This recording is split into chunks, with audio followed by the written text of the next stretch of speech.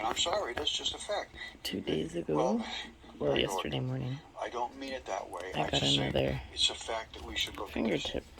I've examined your evidence very, very carefully, and let me show you a couple of the last things. I don't want to brag. I keep showing my so background maybe they're just over and over. smaller I now. am a chemist. I'm a physicist. I'm an anatomist. I understand all of this stuff. I've studied it deeply. You don't have to go and get a degree from someone to say, he understands exactly what I told him. That is not education. I understand what I understand because it's understandable, not because somebody said, you're never going to understand this, but just write what I told you, and then you're going to be educated. No, that is not education, my friend.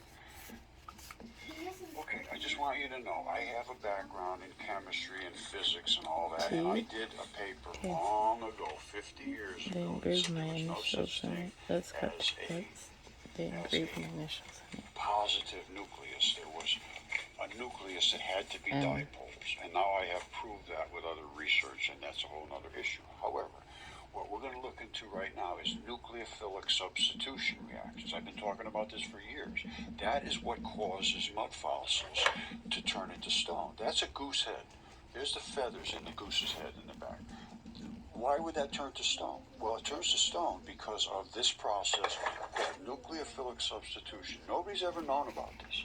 This article just came out May 2019, and he says this is Libra chemistry. They're very, very good. The nucleophilic substitution reaction we have seen so far have all been laboratory reactions. They've only been in dishes and so forth, rather than biochemical ones where we actually see the little critters doing what they do to create these different substances. Now, finally, let's take a look at a few examples of nucleophilic substitution in a biological context. All the principles we learned so far still apply to these biochemical reactions, but in addition, we need to consider the roles of the enzyme catalysts. Well, where do the enzymes catalysts come from? Where do they come from? Bacteria. That's what they've been missing.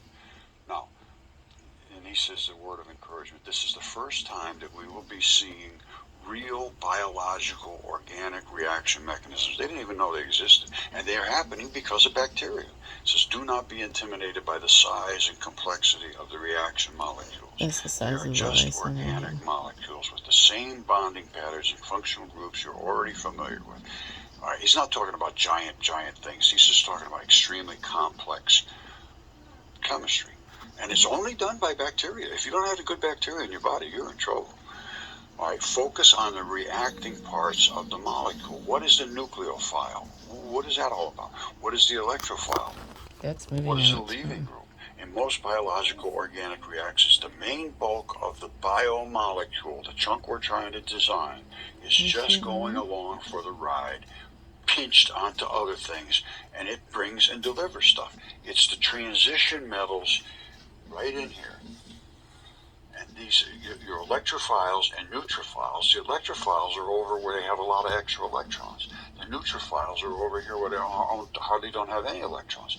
And they move back and forth, going along for the ride on top of these molecules, which are the transition metals, which form these extremely intricate complexes. That's why he says don't get intimidated by the complexity of the reaction. And it's really, all they're doing is going for a ride along with this group, the leaving group. Okay, my friends, I did make a mistake, I believe, in here, where I talked about the electrophiles and the neurophiles. Well, I said that these are the electrophiles and these are the neurophiles. It's just the opposite. Electrophiles are really these looking for electrons, and these are neurophiles looking to give up electrons to neutralish particles. And this is the transition that does it in between the transition metals, and they float around in the blood.